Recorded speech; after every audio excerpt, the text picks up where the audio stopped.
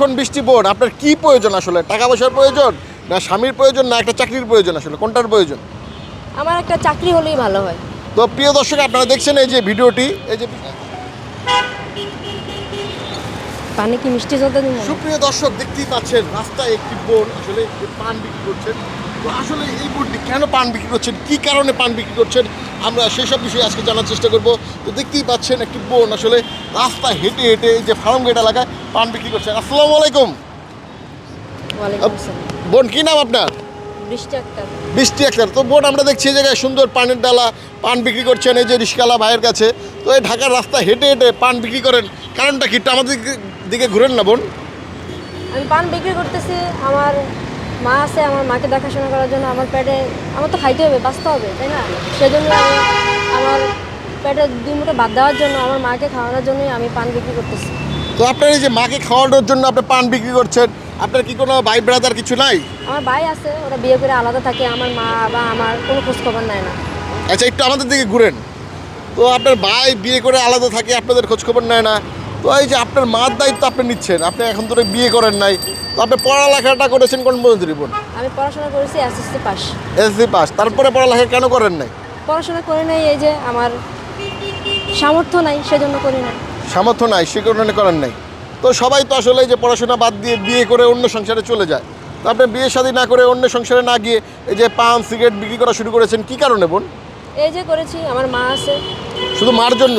জি, আমার মায়ের আপনার জন্য। মাকে কি আপনি অনেক ভালোবাসেন? অনেক ভালোবাসি, কারণ আমার মা, আমার বাবা অনেক ছোটোবেলা, আমি যখন আমার মায়ের পেটে তখনই আমার বাবা মারা যায়। তা আমার মা আমাকে অনেক কষ্ট করে বড় করছে, এসএসসি পাস করাইছে, পড়াশোনা করাইছে। আমি আমার মাকে ভালোবাসবো না? আমার মা আমার জন্য কত কষ্ট করছে। আমি যদি তার সন্তান হয়ে তার জন্য কিছু করতে না পারি, তাহলে তো আমি ব্যর্থ সন্তান।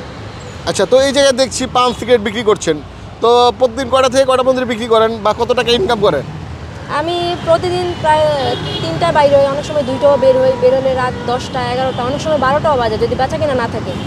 তো বেচা কিনা ভালো হলে আমার 400 থেকে 500 থাকে, বেচা কিনা খারাপ হলে 200 থেকে 300 থাকে, এরকম। তো রাত 12টা বাজেও এই যে পান সিগারেট বিক্রি করেন আপনি? জি, 12টাও বাজে অনেক সময়। তো আপনি একটা তো মেয়ে, তো আপনি নিরাপত্তাহীনতায় ভুগেন কি না আসলে? না, এরকম কোনো বিপদ আমার সাথে আজ পর্যন্ত হয় নাই, বিপদে পড়ি নাই এরকম কোনো। তবে অনেকেই অনেক সময় বলছে যে, অনেক মানুষ বলছে যে মানে প্রেমের অফার দিছে, বিয়ের অফার দিছে, এগুলোই, আর কোনো খারাপ বিপদে পড়ি নাই আমি।